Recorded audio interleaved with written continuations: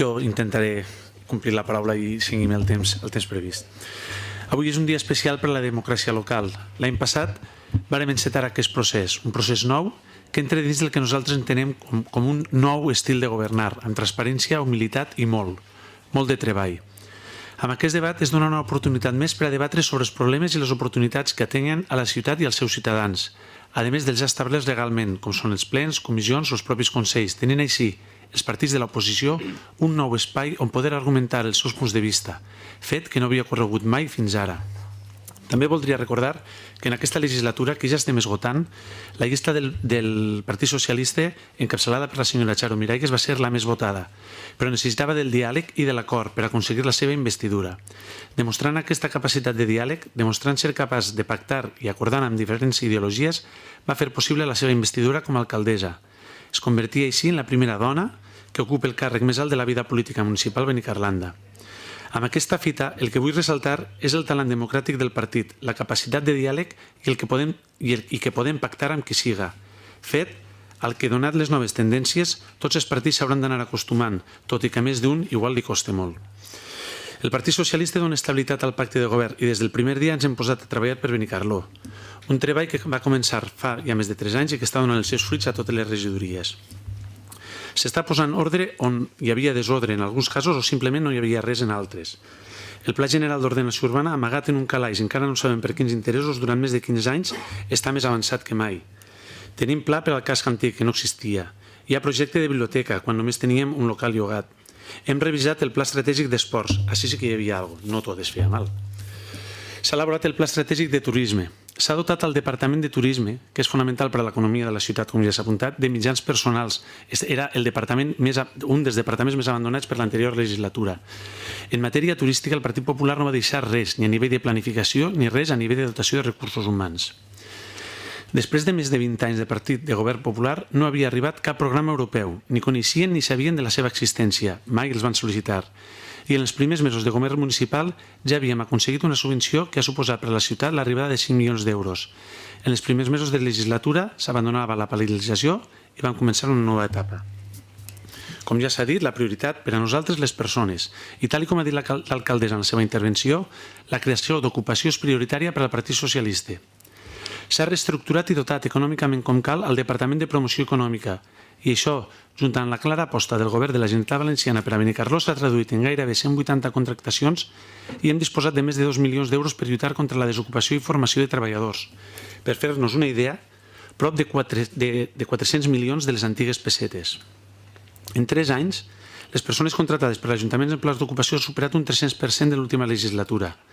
I dins de les possibilitats que tenim, treballem per millorar la situació i revertir les dades sobre contractació indefinida, que només suma un 8,2% dels contractes, mentre que els contractes temporals sumen el 83%. I en aquesta mesura es bonificarà l'IAE a les empreses que incrementen les contractacions netes indefinides. S'ha apostat també pel programa Activem per facilitar l'activació empresarial i social en una aposta clara per un model de diversitat econòmica sostenible que generi ocupació. No és possible generar ocupació sense l'ajuda, acompanyament, formació, implicació d'autònoms i petites i mitjanes empreses.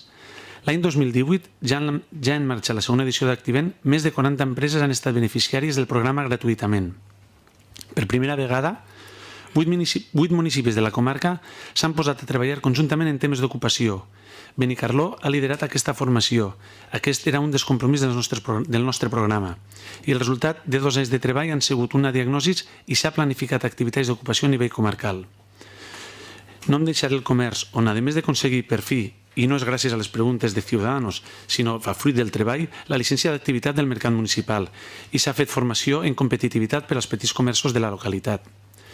Pel que fa al món rural, sector vital de l'economia de la ciutat, enguany quedarà finalitzat el reasfaltat de la Fossa al Pastor, algo que pareix que al grup del partit municipal no li interessa esmentar, així com molts camins rurals que havien quedat en l'oblit, i a més hem recuperat la subvenció per al Consell Regulador de la Carxofa. Però les persones no són només l'activitat econòmica. Dins de l'ADN del Partit Socialista està ajudar als que més ho necessiten. Per aquest motiu, s'han incrementat les partides de benestar social, ja que ho considerem una inversió i no una despesa. Seguint en aquesta línia, tampoc han faltat als pressupostos les partides corresponents per a dur a terme el Pla Municipal d'Accessibilitat, tant per a la ciutat com per a edificis municipals, així com a l'OACSE, on feia anys que no es feien inversions amb recursos propis. En matèria esportiva, des del primer dia s'està treballant en la millora de les instal·lacions esportives. S'han realitzat millores en el pavelló, millores en les pistes d'atletisme, en el camp de futbol i, en breu, es millorarà la pista de ciclisme, així com es canviarà la gespa artificial. A més, s'ha instal·lat un parc de calistènia al Passeig Sud i en breu instal·larà un altre parc com a resultat dels pressupostos participatius en les pistes d'atletisme. Per tant, sí que van apareixent noves infraestructures esportives. Pel que fa als programes esportius, som ciutat referència pel que fa a l'esport escolar, ja que garantim en aquesta ciutat que sigui gratuït per a tots les franges escolars des dels 3 fins als 18 anys. El circuit de curses populars és referent en tot el territori, però el que hem convertit Benicarló com a ciutat de referència de veritat és el programa Bioactiu, que ha rebut el reconeixement de l'OMS dins del catàleg de bones pràctiques. Com sempre diem des de l'esport és salut. Pel que fa a la gestió, el Partit Socialista, molt que li pesa a alguns, té una alta capacitat de gestió. Aquest equip de govern ha hagut de fer front a deutes de l'anterior equip de govern. Es varen trobar amb deutes que hem assolit, com per exemple la sentència d'Odemira, la revisió del preu del contracte de les escombraries, els interessos de les factures pagades amb retard, etc.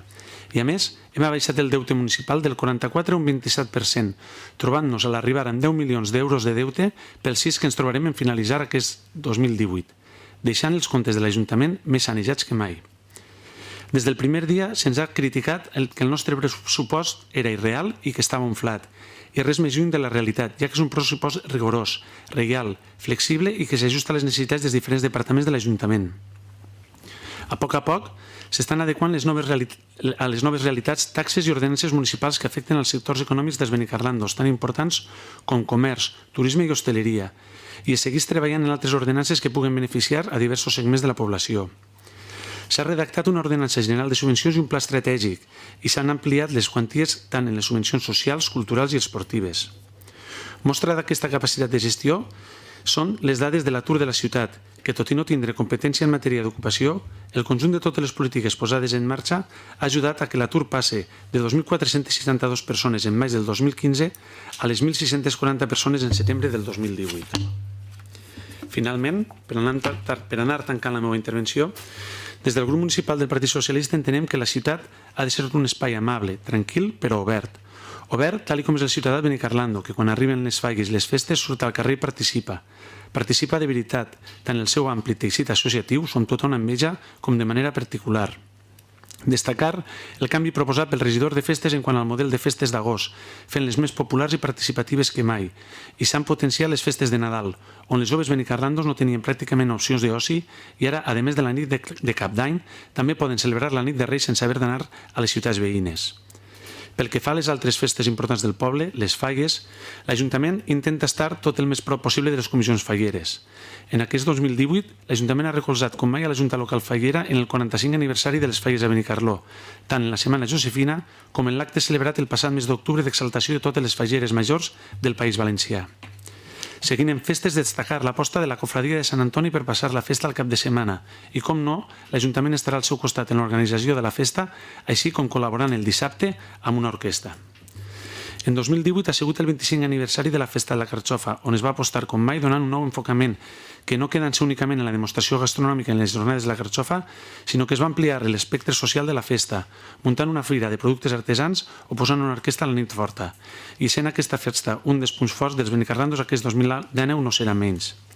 Per finalitzar, simplement dir que aquests 3 anys no han sigut fàcils, però tot i això hem aconseguit donar un gir total a la ciutat, situant Benicarló com a ciutat de referència comarcal.